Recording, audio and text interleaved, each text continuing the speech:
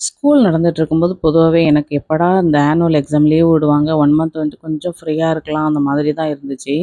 ஆனா வந்து அந்த லீவ்ல அந்த வெயில கூட பொருட்படுத்தாம கிரிக்கெட் விளையாடுதுன்ற பேர்ல ஃப்ரெண்ட்ஸ் எல்லாம் சேர்ந்துக்கிட்டு இந்த வெயிலுக்குள்ள அங்கேயும் இங்கேயுமா விளையாண்டுட்டு வர்றத பார்க்கும்போது, இதுக்கு ஸ்கூல் இருக்கிறதே எவ்வளோ பெட்டருங்கிற மாரி தான் இருந்துச்சு.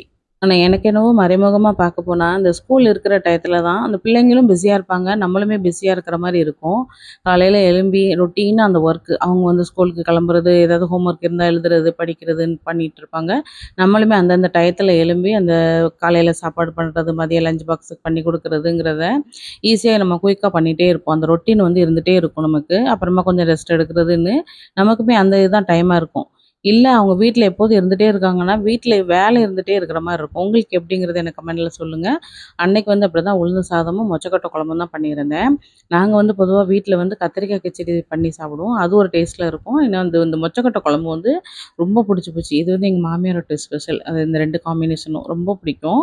என் வீட்ல என் ஹஸ்பண்ட தவிர மத்த எல்லாத்துக்குமே இந்த காம்பினேஷன் வந்து ரொம்ப பிடிக்கும். உளுந்த சாதம் வந்து நல்லா சாப்பிடுவாங்க. ஆனா நவீனுக்கு வந்து வச்சு குடுத்தோம் அப்படின்னு வச்சுக்கோங்களேன், கொஞ்சமா தான் சாப்பிட்டு போவான். அதே இது அவன் ஸ்கூலுக்கு கிளம்பும்போது, அவனுக்கு ஒரு தட்டுல நல்லா ஆற வச்சுட்டு, மதியத்துக்கு பண்ணாலுமே, அதாவது லஞ்சுக்கு பண்ணாலுமே, காலையிலயுமே நான் என்ன பண்ணிருவேன் அப்படின்னா, உளுந்து வந்து கொஞ்சம் சத்து அப்படின்றதுனால காலையிலேயே வச்சு அவனுக்கு நான் ஊட்டி விட்டுருவேன். நான் ஊட்டி விடும்போது எவ்வளோ சாப்பிடுதோன்றதே தெரியாம, அவன் சாப்பிட்டு போயிருவான். அன்னைக்குமே அப்படிதான் பண்ணேன்.